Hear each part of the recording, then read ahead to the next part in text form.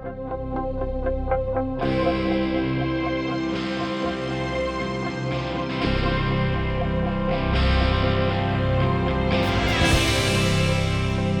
welcome everyone to our winter 2023 series of OTF Connects webinars entitled Animating the Revised Math, Science and Technology and Science Curriculum. My name is Peter Beans and I'm honored to be your moderator for today's session with Sam Garrison entitled Empowering Students in Mathematics. Before we begin, I'd like to do a land acknowledgement. We acknowledge first and foremost that we are gathered in the province of Ontario on the traditional territories of various Indigenous peoples who have been present on this land known as Turtle Island since time immemorial. More specifically, the location of this event is Mississauga, which is in the Dish with One Spoon territory. It is the traditional territory of the Wendat, Mississaugas of the Credit First Nation, Haudenosaunee, Wyandot, and Métis peoples. We acknowledge that this has been a meeting ground for generations. We are grateful to the stewards and caretakers of this land. As advocates, teachers, and educators, we understand our collective responsibility to honor, protect, and sustain this land. We further recognize and honor within the membership of OTF and our participants at this event, those who are Indigenous to this land. This practice of recognizing the ancestral and traditional lands in which we work, live, and play is a concrete action that we undertake as a first step towards reconciliation between Canadians and the Indigenous peoples of this land, but it is not our only step. Collectively and individually, we must seek to denounce the injustices and wrongs that have been committed against the First Nations, Métis, and Inuit peoples, and to dedicate ourselves to cultivating and maintaining relationships based on mutual respect and truth.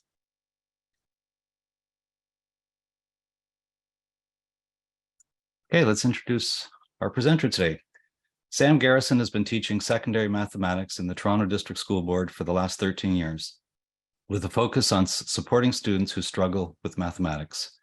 His career has been centered on the goal of ensuring that all students are not only successful and engaged in mathematics, but also empowered by the mathematics that they are learning. To this end, Sam has taken on a number of leadership roles in the TDSB, including 9 years as a curriculum leader of mathematics and numeracy at North Albion Collegiate and Runnymede Collegiate, 2 years as a K-12 learning coach supporting equitable approaches to teaching mathematics, and most recently as a central mathematics lead teacher to support implementation of the new grade 9 D-Stream curriculum. Through all of these experiences, Sam has ensured that his work stays focused not only on supporting students, but also on supporting teachers so that they are supported to meet the diverse needs of their own students. With that, I will stop sharing and turn it over to Sam. All right, thanks so much, Peter. You're welcome.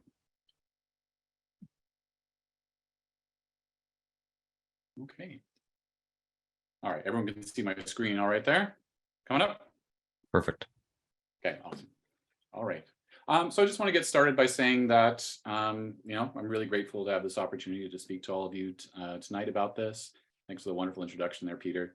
And I want to share sort of, the title of the workshop tonight is about empowering students in mathematics. And I want to be upfront about this, is that this is really a work in progress. This is something that has been an inquiry that I've been working on myself, groups of other teachers.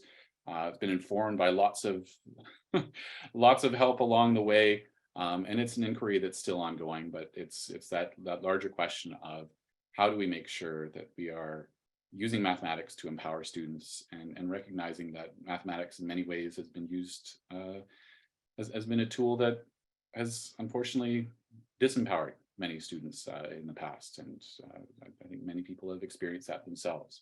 So thinking about this, and so today I really want to share this inquiry.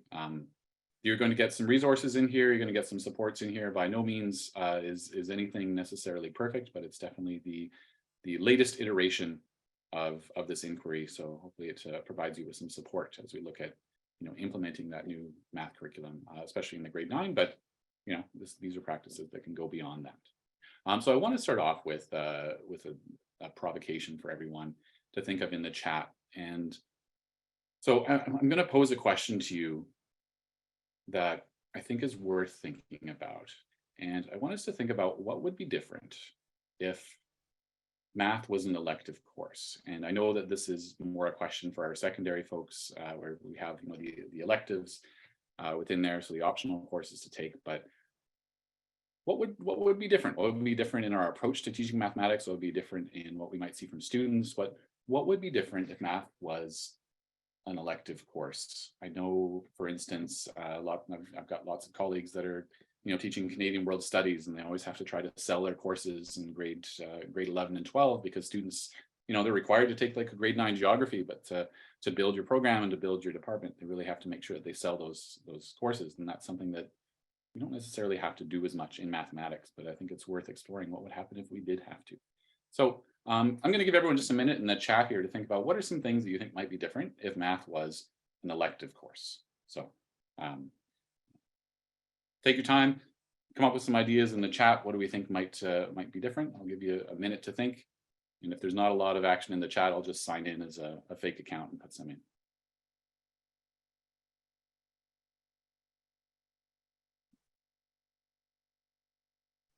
Oh, interesting. That's actually a very good point, isn't it? Mm-hmm.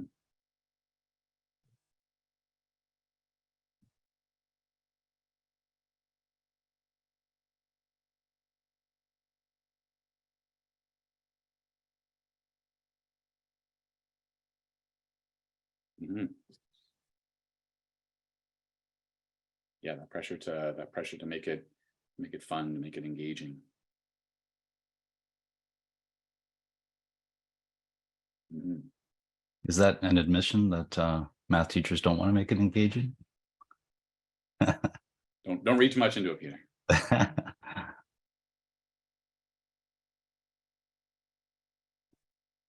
Yeah.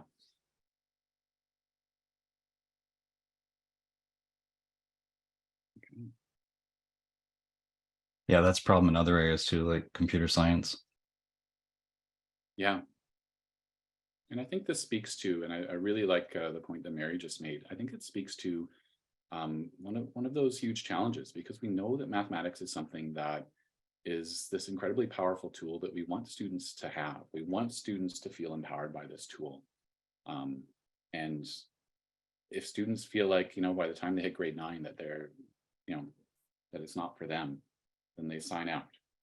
And I mean, I would posit that even though they're taking that, I would posit that many students are signing out anyway, being like, this isn't for me, and they're making that decision even though they're in the class. So I think there's some things definitely to consider about this. Yeah, right. Mm-hmm. Yeah. Yeah, thanks, Pam. Mm-hmm. Yeah, and we do see a bit of that, right? And in fact, one thing that I'd like to bring up here is the fact that I think in some ways, and for those of us that taught secondary, that have been teaching secondary, that we actually experienced a little bit of this in the early days of the pandemic, where that time in March 2020, when essentially everything became elective. And part of the inquiry that I'm going to share with you comes from that time where we think about, okay, students weren't engaging unless they really wanted to engage with those classes. There wasn't this whole idea that you had to attend class. It wasn't like when that first wave of the pandemic hit, we had students opting in or opting out. And so one of the biggest things that I worked on with my team, the school that I was at the time at West Humber, was to think about how do we make math something that students will want to engage in? How do we make this something that students are going to want to opt into? And to think about that is like, obviously, this is not necessarily this is not the mode of learning, of course, that we're going to have for the rest of our careers. But I think there's some valuable learning in that, to think about, okay, we had to reframe things. And I think there's some valuable learning in that. And so that's something that I really want to frame the conversation around as well, is to think about how do we make sure that math is something that students will want to take. We know that it is a required course. But I always like to think in the back of my mind, I would want to make sure that every single student takes math, regardless if it was required or not.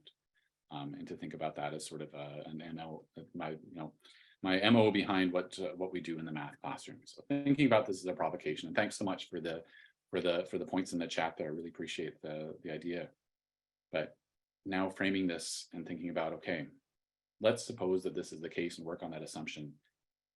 How do we make sure that every student wants to take it? And so that's sort of the grounding point for looking at this inquiry into empowering students in mathematics, and that subject that has disempowered so many. How do we flip the script or reframe that? So once we think about that as sort of our starting point, one of the things that we looked at in our inquiry was then to think about some of the challenges in teaching mathematics. And I think a lot of these will probably come across very, I think when we think about the challenges in teaching mathematics, I think there's some that come across for myself and my own teaching. I know that a lot of the points that I'm about to share are ones that I've experienced myself. When I was central with the board, I had the privilege of working at about 23 different secondary schools, moving from department to department. And I got an incredible window, but I think these are challenges that have been stated in almost every space that I've been in. And so we look at some of the challenges there is like those negative feelings towards mathematics. So that idea of students saying like, I'm not a math person, or, they might just be a little bit more upfront about it and saying like, oh, this is awful. Like I remember seeing on the very first day, I had students just synectic activity, just having them come in and say like, math is, and fill in the blanks. And then, there were some things where I was like, just be honest. On the very first day, let's be honest about how do we feel about the subject?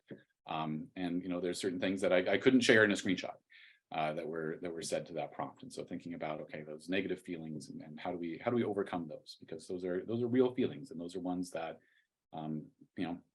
speak to an intellectual need that's not being met. Sometimes we might also see compliance-based responses. So students that come in and are like, okay, I'm going to do my homework. I'm going to do this. I might even clean the boards if you make me, but like, that's it. I'm here to get my credit and I'm moving forward. Obviously, we see the pressure from admin, from other teachers, from parents, society. Math is a very political subject in a lot of ways. It's one that everyone's got an opinion on, and there's an incredible amount of pressure. My other teachable is history, and I have to say that sometimes when you go to a party, people ask you what you do, and you're like, oh, you're a teacher, and then you're like, sometimes depending on the conversation you want to have, you're just like, I teach math and history, because that you're going to get strong opinions about telling people that you're a math teacher at that party, and so you're just like, depending on the conversation you want to have, sometimes you're like, okay, I don't have the energy for this right now. So lots of pressure there. Obviously, we see there's lots of gaps, especially this has been something that's been exacerbated with our pandemic learning. And I don't want to say so much that it's preventing students from moving forward, but like a lot of those gaps are things that make it much more difficult make it more of a challenge for students to see some of those beautiful connections that we want them to see in mathematics. And then, of course, looking at that idea, and this has been something that's, I think no matter which curriculum document we look at, it's just this idea and this feeling that there's not enough time to do justice to everything in the curriculum, and worrying that some students are falling behind as we do it. So thinking about this, again, grounding our work in terms of the challenges. And so when we started this inquiry into empowering students, is thinking about what are those major challenges we face in teaching mathematics. And then, of course, the last one here is self-explanatory. But notwithstanding, a lot of these things are coming out. But one of the big things that comes out when I discuss these challenges with my team, when I discuss this challenge with other teachers, is that we think about this and we think about like, where is the locus of control for this? And one of the things that seems to jump out most commonly is this idea is that students and the students that are struggling, the students that we need to reach, are the students that seem to feel like math is a subject that's being done to them. In a way, if I were to create a verb out of it, I would say, students are saying that I'm being mathed. And so that's something that we want to really reframe and want to change that narrative, so that it's not something that's being done to the student. It's something that the student is that active participant and wants to be that active participant in it. So we think about those challenges, but again, that issue that we're seeing, like students feel like this is something inflicted upon them or done to them. So we want to change that narrative as much as we possibly can. So again, thinking of inquiry, we think about some not so helpful solutions to these problems. And these are solutions that are the sort of solutions, or the sort of things that come out when you've had a really long day, when you've had a rough semester, you've had a long couple of weeks, is to think about, like what are the solutions to the problem? And of course, these are the ones that come out first in those meetings when we're feeling a little bit burnt out. So, the first one could be blame curriculum and be like, oh, we shouldn't be teaching this, or this is, this is too much for them at this age, et cetera. Like we can blame the curriculum, and that's, new curriculum, old curriculum. I think that's something that we've been You know, I've done it myself flexibly, just sort of saying like, yeah, these are some of those challenges that we face within there. Again, not so helpful solutions. I'm not proposing these as solutions. Don't take this out of context. But these are the ones that, like, when you're having that rough day, you know, here's one that comes across very frequently, which is completely unfair, as well as the idea of like blaming the elementary teachers. This is a feature if you're a secondary teacher. This comes out very often in conversation, but I got to say, I've worked in both panels. The work that's done by our elementary colleagues is absolutely phenomenal, and the way we're able to stretch in all these different directions. Which brings us to the other one. You can blame the secondary teachers as an elementary feature set. We can blame the students, blame the curriculum again. These are all things that you know, might come out in our moments. I'm going to put this up and say like these are non-helpful solutions that we want to make sure we avoid. And then of course blaming COVID again, a new feature in 2020, but I think we've you know, had the ability to do this. But again, reframing it as that idea, the big issue again, students still seem to feel like math is being done to them.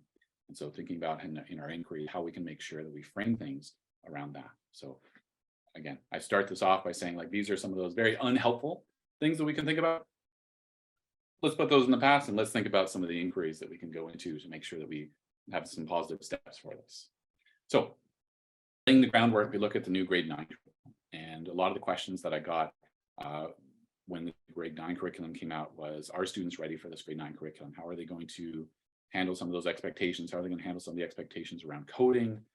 Some of those algebraic representations, especially now that we're going to linear and nonlinear, looking at describing those algebraically. So there's some challenges within there. And so a lot of people are asking, like, are they ready for the course? And I think this is one thing that I really want to distill with this, is that this is our description for that grade 9 course.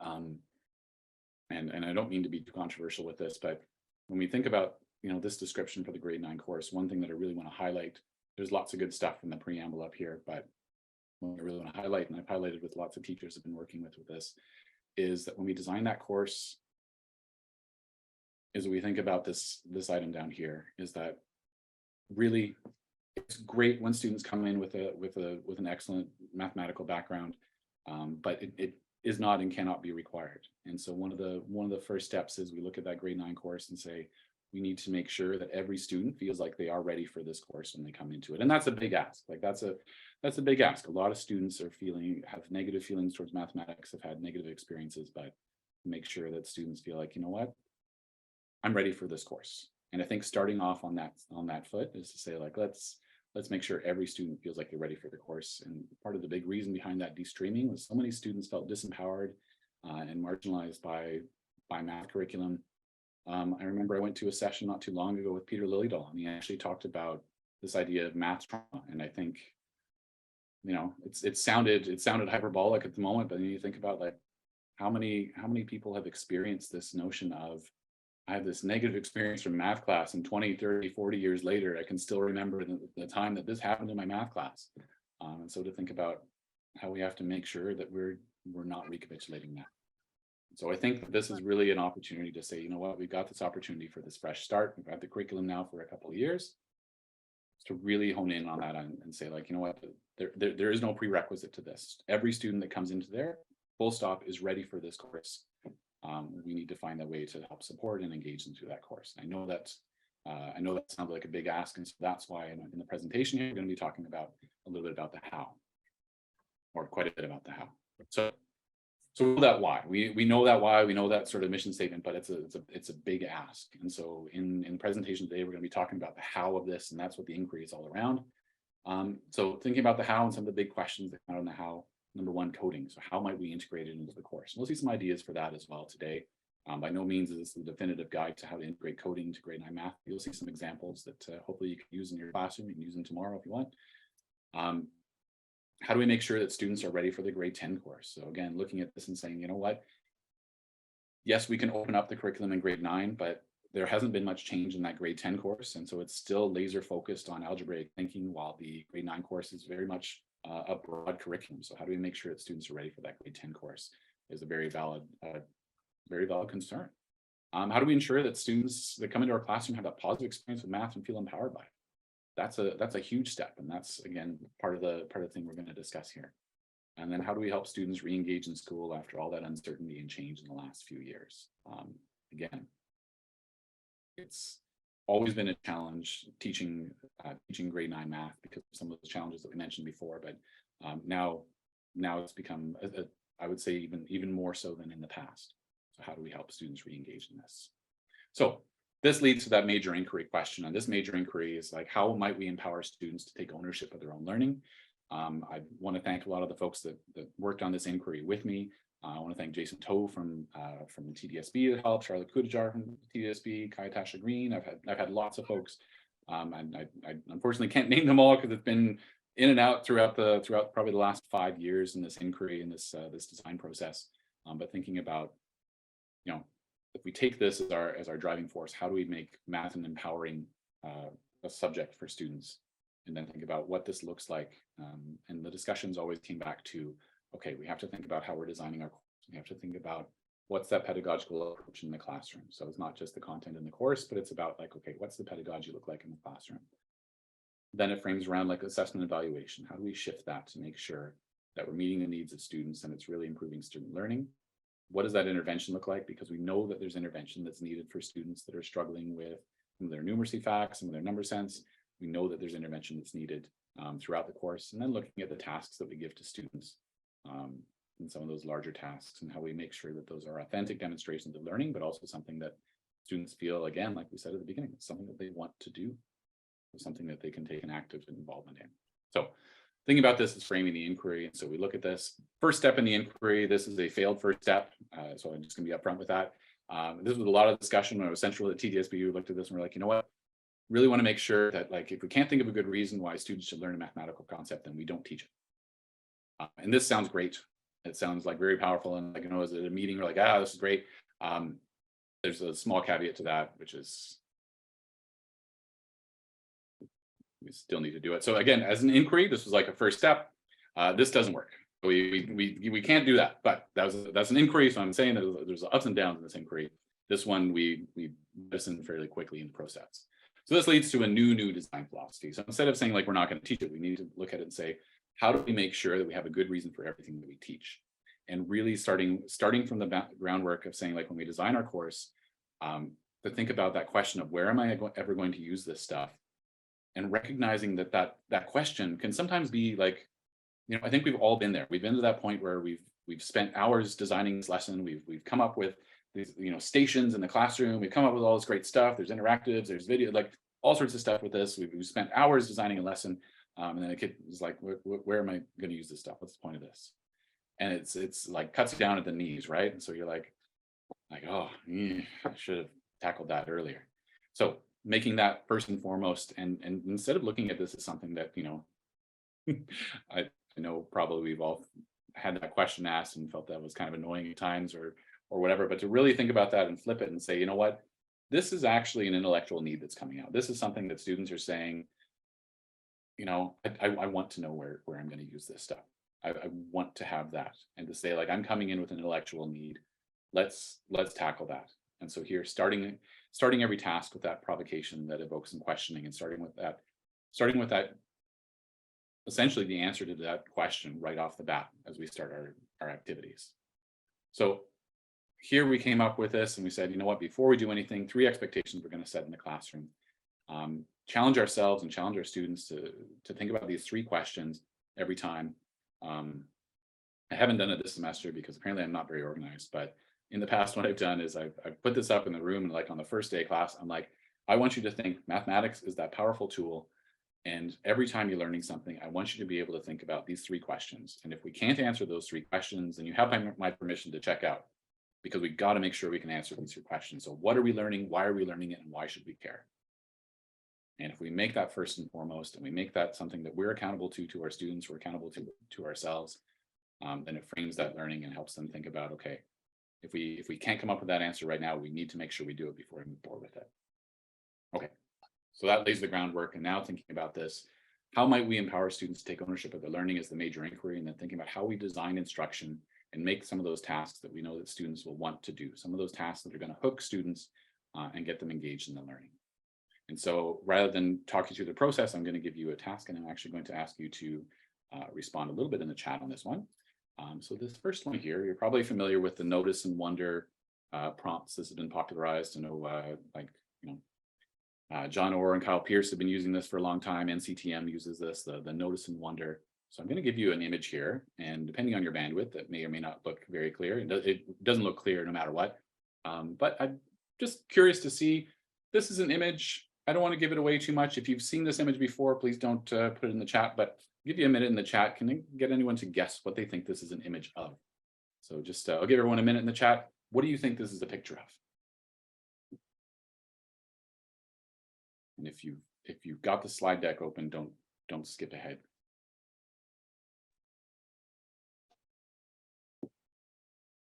Oh, zoomed in blanket.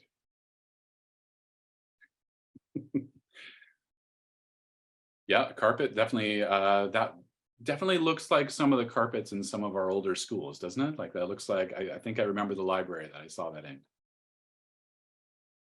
All right. Zoomed out garbage. Zoomed out Lego pieces. Magnified pixels. In a very real sense, that's true. It's magnified pixels. All right. So I always like to get the students to sort of guess what this is. It's a nice sort of icebreaker. It's a nice sort of start to a lesson here, but also I've seen some interesting ones from students. I had a student once tell me that this looked like TV static, which I was like, that's strange because I don't know that many grade 9 students have ever actually experienced TV static. And I was like, you must have a time machine to be able to know what TV static is. But anyway, I digress. So the purpose of this artwork, this is actually a piece of artwork by a fellow by the name of Chris Jordan. I invite you to look him up on Google after the session. He does amazing stuff. Back in 2007, he was doing a lot of what he called statistical artwork. And with this, it was artwork that was to make a purpose or to make a point. And so what this is a zoomed out image of, it's a composition of digital art and photography. And what it was is we wanted to prove a point with this, but this image is actually absolutely massive when it was printed out. So this went on display in several places around the world. And the idea is that this, I believe the image is about 33 feet wide. And the idea is that from far away, this is what it looks like. As you get closer, you can start seeing what it is. And so I'm going to come a little bit closer here and you can see what this is. Awesome. Yeah, thanks, Peter. All right. So can we see what this is now in the chat? Is that visible for everyone to see? You get a little bit closer. And then, yeah. And you go one step closer here.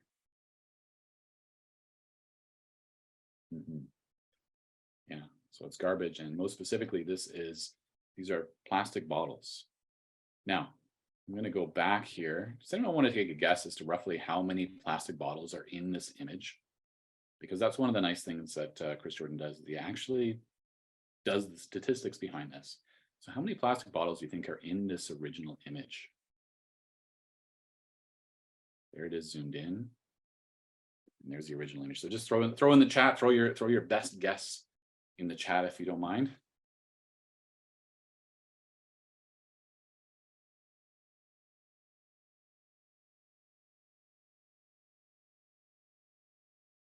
All right. Yeah, so 1 million plastic bottles.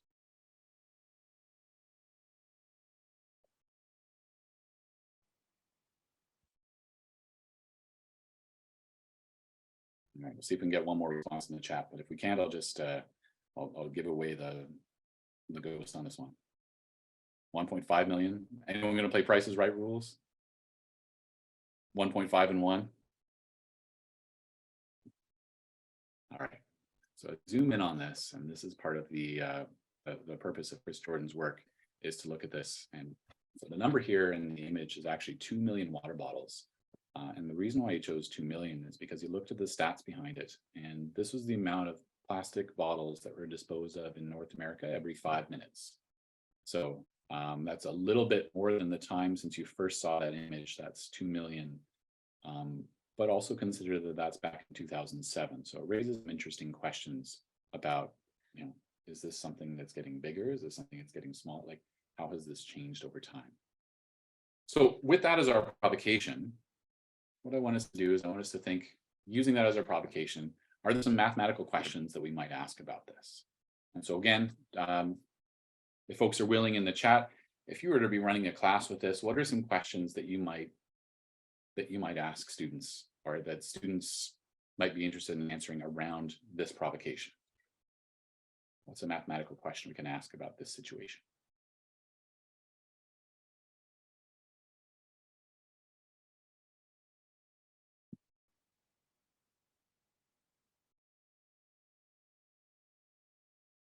How many per person?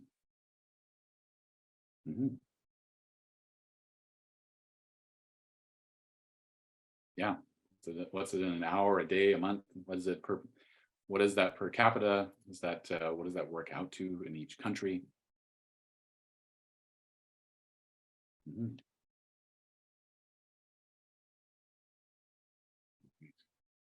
So what I want to share with you is this idea that we often get students to ask these questions. Might link it to scientific notation, how much plastic, how many water bottles disposed of over a period of time. Awesome. Yeah. And what I would suggest is that all these questions that come up are questions that there's some genuine curiosity about, and there's some curiosity about, like, I want to know what this is. How many in a year, and how much of the ocean would it cover? Oh, that's an excellent point. If you're familiar with the, I believe it's called the Pacific Ocean Garbage Patch. Essentially it's the prevailing currents in the Pacific Ocean. Yes, the North Pacific Gyre.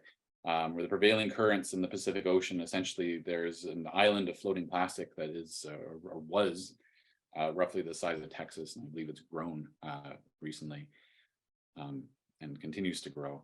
So thinking about that, and like thinking about like how much plastic is this? How much are we actually wasting? What does that look like? And so I want to share some of the prompts that I've received from students on this, and to think about how we can use a prompt like this to again flip the script on what we're doing in the classroom. So there does of course come a time when we have specific expectations. We want to cover a specific expectation. And so if I was doing something on measurement, I might ask, how many water bottles do you think we could fit in the classroom? Right? That might be a very teacher-directed question. But what I love and I want to share with you are some of the prompts that I've seen students come up with. And so these are prompts that I've had students come up with. So again, similar to what I saw in the chat there. So how much plastic is that? If we unfold it, would it cover all of Toronto? How many people are aware of this statistic? So then all of a sudden starting to think about sort of the data management component of it. A few people were very concerned about this, and I think we should all be concerned about this. It's a jarring image that puts the numbers in perspective in a way that maybe just seeing them on paper doesn't. So how does the awareness of this relate to action? So are people that know about these sort of statistics more likely to take action or to change their habits? Could you design a better bottle that would use less plastic but holds the same amount? How has this number changed over time? And these are questions that I've seen students come up with. And one thing that I want to state is that, like, very, very often when we think about these notice and wonder and having students ask these questions, is that sometimes we stop there and we start saying, it's like, okay, but I really want to go over this. I want to do the water bottles in the classroom. But if we think about it as flipping the script and saying, like, we want to empower students with the mathematics, is to say, you know what, let's change this around and say, you know what, why don't we take that as our inquiry? Let's answer those questions. Find the question that interests you the most, or generate your own question, and we're going to start answering those. And so having students exposed to these provocations and then saying, like, let's give them the freedom to actually answer those questions themselves. And so thinking about designing instruction and saying, look, if we can make our course as flexible as possible, then we can actually integrate those different strands at any time during the course. Maybe they're talking about measurement, maybe they're talking about data management, maybe different students are talking about different strands, but all related to the same topic. And so giving them that freedom and that ability to say, like, let's ask those questions, but not just ask them, but answer them. Okay, and then of course the question, how long is that going to take to clean up? All right, so that reminds me of a quote that I once heard. Put students in the driver's seat because, to be honest, they were there anyway. It's always nice to have quotes in your slideshow, even though this one. Footnote, it's just made up by me right now, but I still believe in it. But it's nice to have a quote as opposed to just me saying. So thinking about transferring it there to say, like, we want students to be asking these questions, we want students to be generating these questions, and then thinking about what's a vehicle that we can use to help students, again, relate the mathematics to their lives. And so framing it as saying, let's have the students ask those questions and generate those inquiries themselves. And then looking forward and saying, okay, what's a vehicle that we can use at the start of the course in order to help students make sense of the mathematics and relate it to themselves. And so this is a project, and I'm going to show you a resource later. You can access the full project and some examples of it. But starting a course off with, instead of looking at a diagnostic at the start of the year, thinking about, okay, how can we have students introduce themselves and empower themselves by saying, like, who am I mathematically? And so here, having students actually start the course off with a introductory project. We call it Life by the Numbers, where they'd introduce themselves to each other and to the class numerically. And so here, this gives us that opportunity to work alongside students, but also allows us to work alongside students and say, hey, I know that you can do the mathematics in this course. I know that you're capable of doing this. We're going to help you get there, and we're going to help you see the relevance of the mathematics in your life. So starting off with that and saying, okay, let's introduce ourselves to the class, create a bit of a slide deck. You can share this in small groups as a whole class. But thinking about, like, what's a significant number in your life? What's a trend in your life? Proportion. Is there a way that you could actually think about using some coding in your life that maybe you already do but don't think about at the moment? And then thinking about how you see yourself as a mathematician, linking this all to that idea of the social emotional learning in our strand A as well. So give you just a very, very brief example of this. You can see this is, I have some examples that students have given as well, but this is an example that I've used, and this is one that's embedded in the link that you'll be able to see later. But looking at some numbers in my life here, so looking at, again, the distance from where I was born to where I live now, the difference in pre-COVID to post-COVID, how many extracurriculars, unfortunately, I've been involved in school, and the number of schools that I've taught at in my career. So looking at some of those.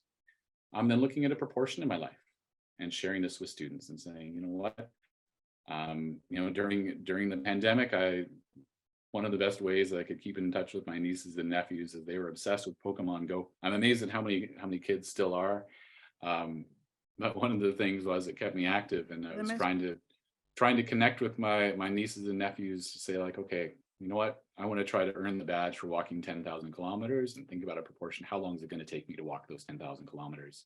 And using some ratios and rates here to figure that out, and thinking about a proportion in my life. Thinking about here's some patterns in my life, and thinking about how we can link that patterning in algebra into those linear relations, and how we can find that pattern rule here. And so linking it to something in my life here. So linking it to, you'll probably notice that I have somewhat unkempt hair at the moment. It was a promise I made to my students at the very start of COVID, was that I was not going to cut my hair until the WHO declared everything over. So I showed them this picture of me on the left, which is what I've looked like for most of my life. Picture here in the middle of COVID, and then on the right, that's probably me after they graduate. And then thinking about how I can relate that to a linear relation. What's my rate of change? What's that look like? Relate that in a graph, and make that clear to the students. Have them think about, like, what's a linear relation they'd see in their life. Thinking about myself as a mathematician. What are the things that what are the things that I like about mathematics? What are some of the things that I dislike about mathematics? What do I do when I'm frustrated? What's my favorite math problem? And thinking about how we link that to that social emotion learning at the beginning. So again, taking that front and center and saying, like, how do we make sure that we're empowering students to say, you know what, this is for me. This course is for me, and this is how I can relate it to myself. And then finally thinking about, is there something in your life that you can automate with code? And so I'll give a quick example here is, and this is one I share with the students and have them think about is, sometimes I get pretty tired in the morning if I don't get enough sleep. So I need a cup of coffee to wake me up. Usually, for every hour less than 8 that I sleep, I'll need a cup of coffee. So for instance, if I sleep 5 hours, I might need 3 cups of coffee. Not that great for me. So I try to sleep more than that. So then think about how we could write a code for that. So here's a simple example of a code that I wrote in Scratch for this, and having students modify that code to say, okay, is there something that I can modify with that to make sense in my own life? And I've got the link in there if anyone wants to take a look at that, or to modify that, you're welcome to. I find that's a nice tool for students to be able to see that as an intro. Just want to share one example that a student came up with here, which is, figuring out how to water their cucumber plant, Mr. C, because they got into gardening over the pandemic. And so thinking about, how do I decide when I'm going to water my plant? And so it starts that conversation around, this is something that you're interested in. This is something that you'd like to do. And I saw lots of interesting codes come out of this. And again, it's about taking something in their lives and having them relate the mathematics to it. But most importantly is I think about some of the things that have been most disempowering for students and that have gotten in the way for so many students. Just thinking about that idea of, if we think about like a traditional diagnostic at the start of the year, very often students will look at it, and if the traditional paper and pencil diagnostic, students will look at it and be like, oh my goodness, these are all the things that I've forgotten. These are all the things that I can't remember from the last few years. And so if we can flip that around and say, no, it's like you are going to be successful at this diagnostic task, this introduction, we're working alongside you. No one's going to be left out in this, and you're going to see how that math relates to you. And then it gives us that ability to do a little bit of that diagnostic in an informal, but I would say possibly a more useful way, is to think about, okay, through this we can find the strengths, interests, and needs of our students, and to be able to see what they need. So then thinking about that reflection that happens at the end. So again, thinking about how we design that instruction in a way that makes sure that we meet the needs of the students. So then the next step here is looking at the stage 2 of our inquiry, is shifting that pedagogical approach in the classroom. So thinking about how we can encourage students to use more choice and voice in the classroom. And so I'd be remiss to say that, when we started looking at the work of Peter Liljedahl, I think this fairly well exposed around the province. I think many folks, if you're not familiar with Liljedahl's work, I'd really recommend checking out his Thinking Classrooms. But really this idea of reframing things to be very student-centered, to say like the pedagogy in the classroom has to start with the student thinking, and to really engage students through that flow of saying, like, as we build through our course, how do we make sure that every student has that entry point into something, but how do we make sure that students are moving along that spectrum? One thing that I found very helpful is to think about, instead of having that prescribed flow of saying, as questions get more difficult, that we've pre-created, is to have students actually, and challenge students to think about asking those questions, much like with the water bottle question. Say, you know what, this is where I'm starting from, but this, like, what else do I wonder about this provocation, or what else do I wonder about this situation? So I'll give you an example here. This is an overhead view of my current school, and we just watched a video clip. I don't know if anyone's seen the video clip of this was a few years ago, but it was a fellow that was in lockdown and decided to run a marathon on his balcony. I don't know, has anyone hear that story? It was in Paris. I think he had to run back and forth 42,000 or about 50,000 times on the balcony in order to run the marathon. But he did it, and we were looking at it and saying, like, you know what, is it possible that we could do that around our school? So took our satellite image, we looked at it as our provocation and said, all right, what's our initial question? And so here, sure, we start off like, what's the perimeter of the school? Fairly straightforward entry point.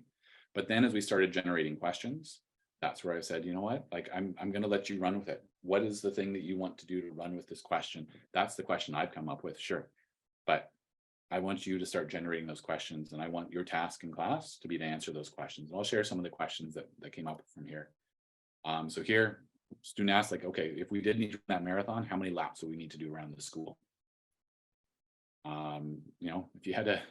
If you could do 5 laps during a 15-minute break, what speed are you going?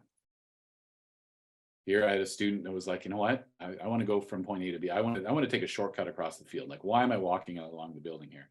So how many laps would it be if I were to take that shortcut from A to B as I walk around the building? And other students think about, like, okay, you know what, can I try to write a code to figure out the time it's going to complete a marathon if I can complete blank laps in blank minutes? So then again, thinking about how we get the students to ask those questions, and then say, you know what, go off to the races. I'm going to support you, and we're going to try to answer those questions. And so here, students can be working on very different strands in the curriculum at the same time, but still have that opportunity to explore those concepts, and still have the opportunity to say, like, I'm going to continue to work on this. With this one here, I'm sure some of you have seen the domino tower idea.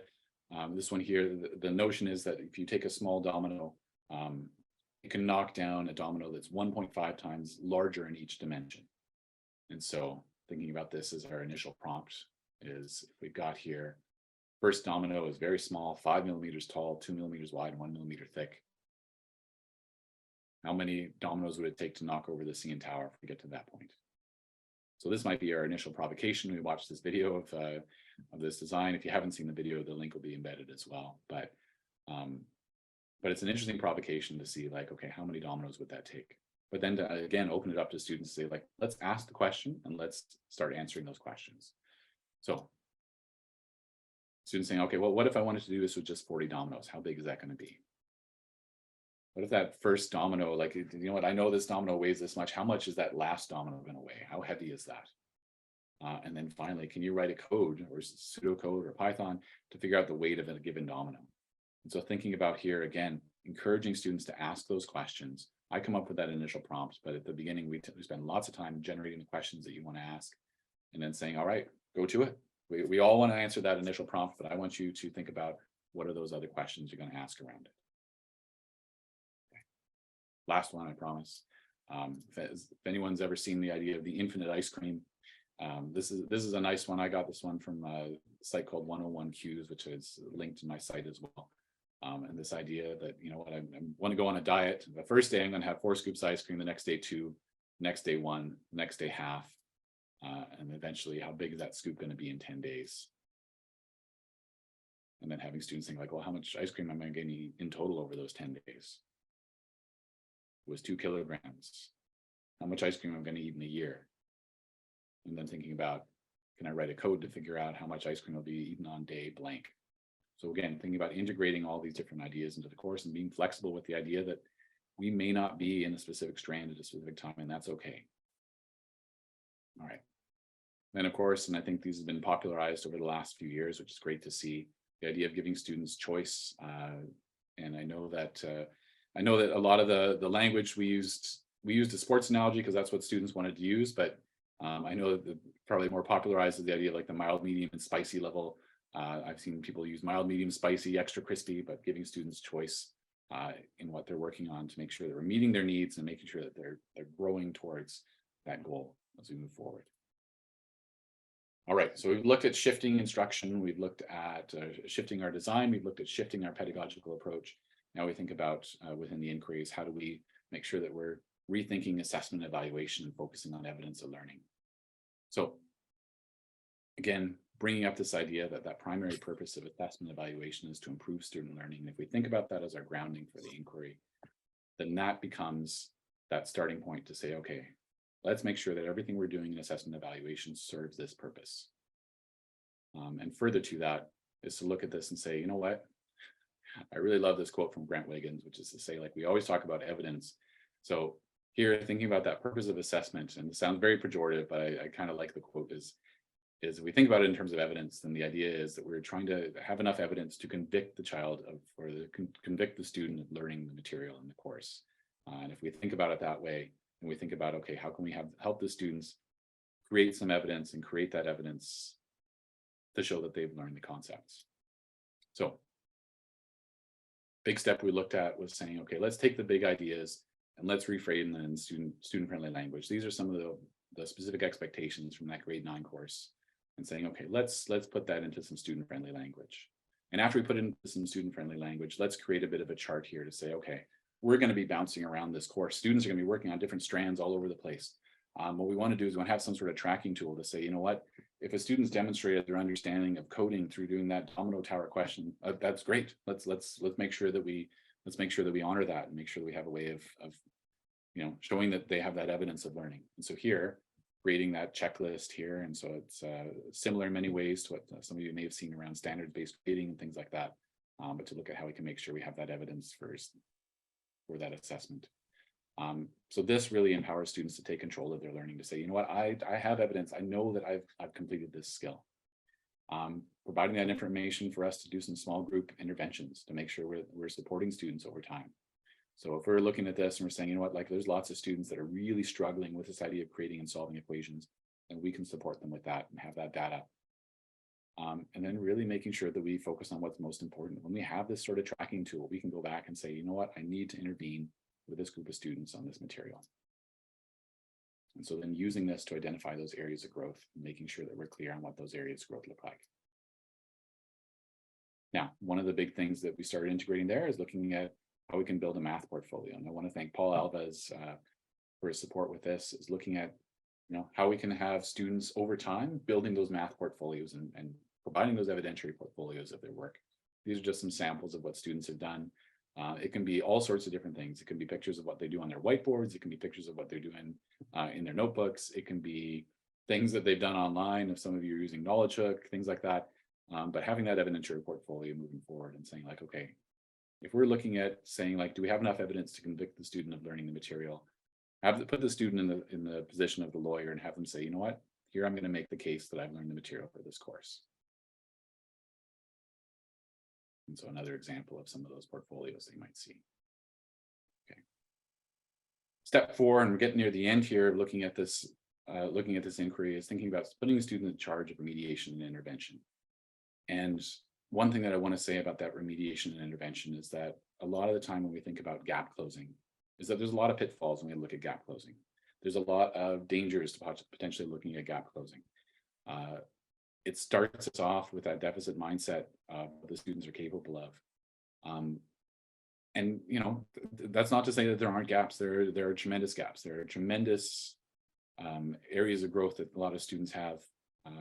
But if it's something that's done to them, then it becomes a very disempowering act. But if it's something that involves them, if it's something that is selected by the students, then I've seen some very, very dramatic changes when it comes to gap closing and what that looks like. So when students are put in charge and say, like, what do I need to work on? One of the things that I've seen as very negative when it comes to gap closing, and I won't mention the name of the site, but you might get a sense by seeing it, is I've seen people just going through and saying, okay, these are the things that you need to be able to do before you can access the grade 9 material. Oh yeah, and the list keeps going. So this is I won't mention the resource, but this is one site that I believe there's over 280 different skills that are the quote unquote prerequisite skills before you get into the grade 9 math. And I think that we run a really dangerous course when we start thinking about gap closing in this manner. And think about like, what is the message that we're sending to students? Because when students look at a list that's that overwhelming, they start to see like, okay, this isn't for me. This isn't something that I can do. So we make it manageable. So look at an alternative gap closing and thinking about like cycling through our course, making sure we capture those misconceptions, but also making sure that we really involve the students in deciding what are the things that they want to improve on, what are the things that they feel they need to work on as we move forward. And then making sure we set aside time on a regular basis to do some intentional small group work with our students on those skills. And so one of the things that we found very helpful was to look at this and say, like, let's have students set some goals for what they want to work on, and then integrate some time. We call them catch-up days, build them into the course, build them into that opportunity and say, like, let's start off those catch-up days and have students come in and talk to us and say, hey, this is what I need to work on. This is my goal for today. We set up the resources, we set up the workstations with the computers, we set up the manips, we set everything up in the room and say, all right, we've got this period of time. Sometimes we were fortunate enough to have another teacher in the room. Sometimes we're fortunate enough to have a student volunteer, using some of our senior students to help us out, and then to say, okay, we're providing this resource. And honestly, I know it sounds like a bit of a recipe for disaster, having something that's as unfocused as just saying like, there's going to be this work period for our students. But when the students get on board with the idea that they're going to be, they have the power to fill those gaps, and they have the power to say like, this is what I want to work on. This is what I know I need to work on. Then it becomes a very productive part of the instruction. And depending on the class, I've done this where it's once a week. I've done this where it's once every 2 weeks. It depends on the needs in the room, but it really gives that opportunity to do those small group interventions. And this will take me to the final point here. Peter, I know I'm a little short on time. Can I go over by like a couple of minutes, or are we? No.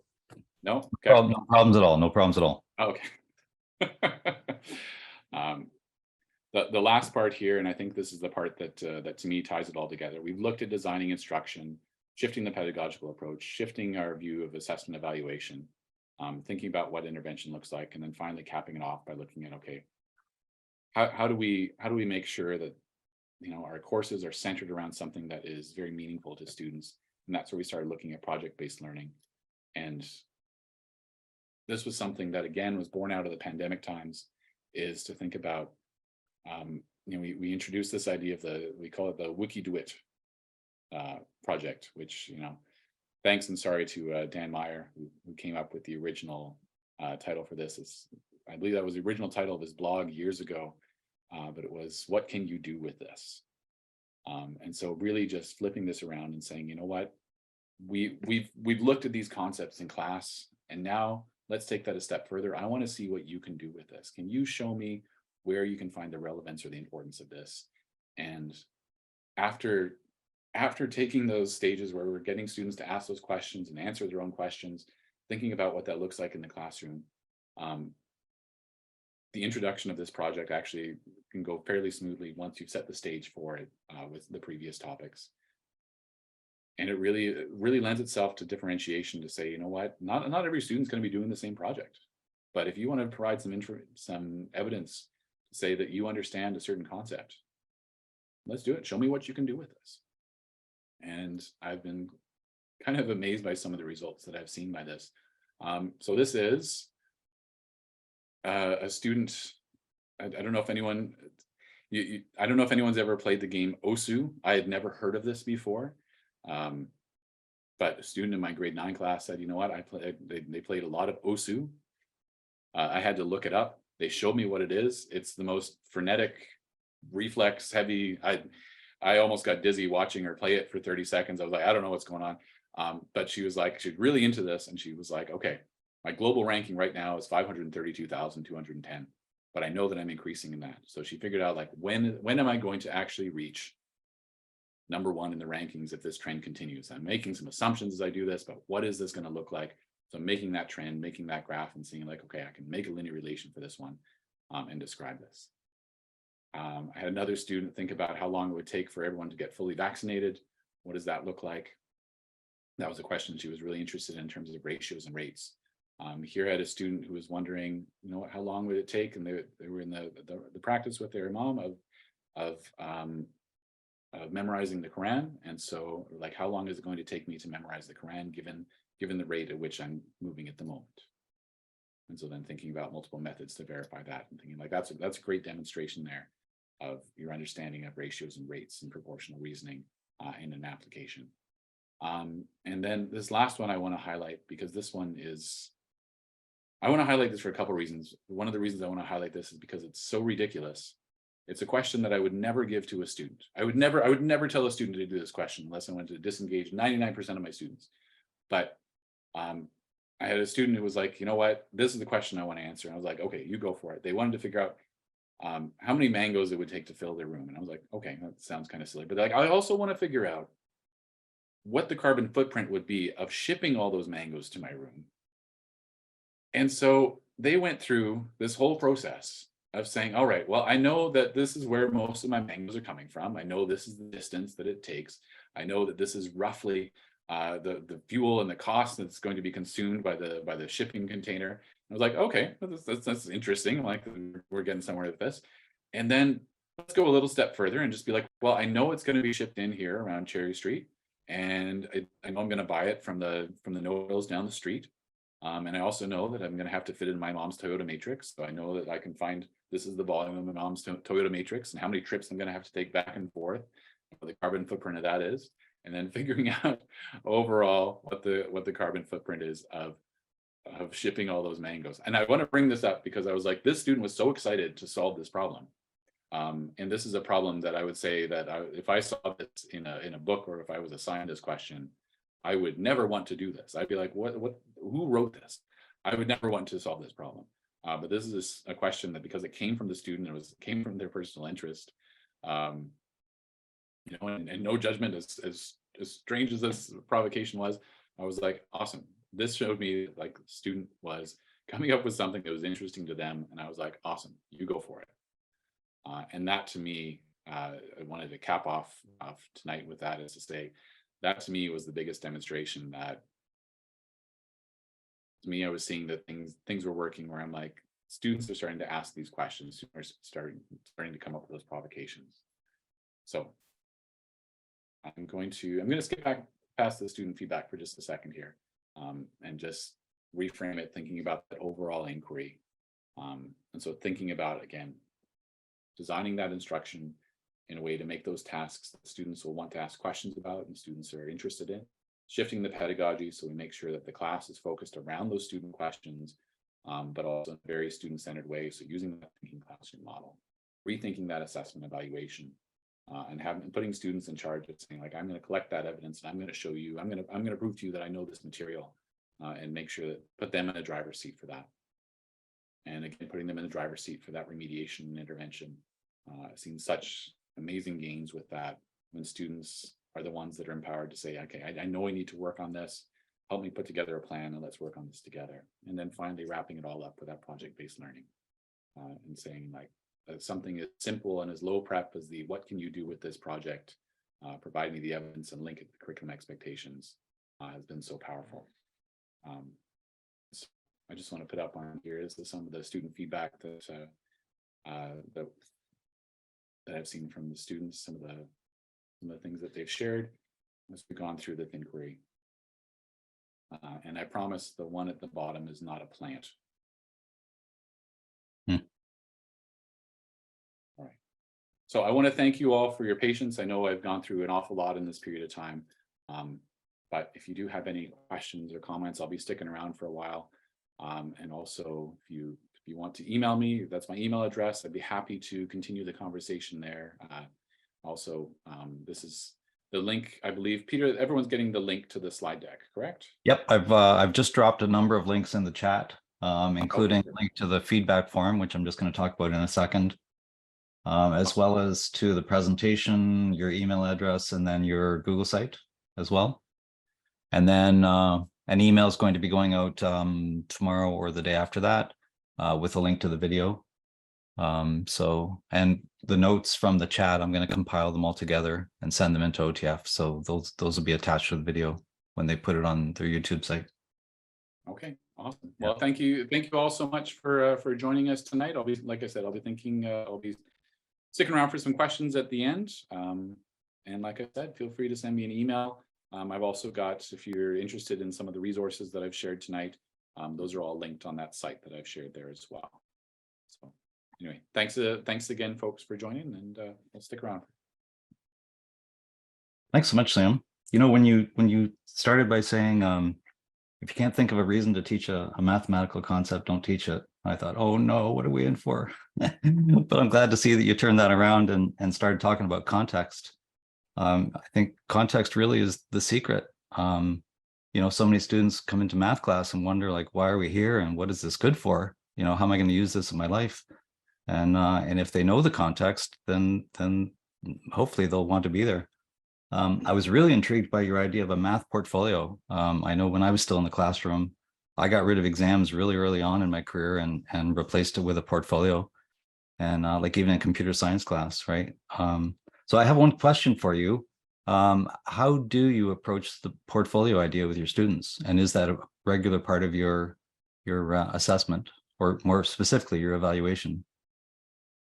Yeah, so it's something that's ongoing throughout the year. So I find that earlier that you started with the students. So if you start that like in the, you know, like we do that life by the numbers in the first couple of weeks of the course, and think like, okay, let's put some of that evidence. We've done lots of work around this. Like the final product that you see in life by the numbers is not all the work that's gone into this. You've done, you brainstormed with your partners and things like that. So it's like, take photos of it, put that in there, throw that in your portfolio, throw that in a slide deck. Some students prefer a physical portfolio, but I really like the freedom that the digital portfolio gives them. So yeah, having that as an ongoing part right from the get-go. So you give them a choice. Yeah. Yeah, nice. I try to encourage them heavily to go with the digital model because there's just so much more you can put in those digital models. Right. Yeah, excellent. It's innovative. It's nice to see.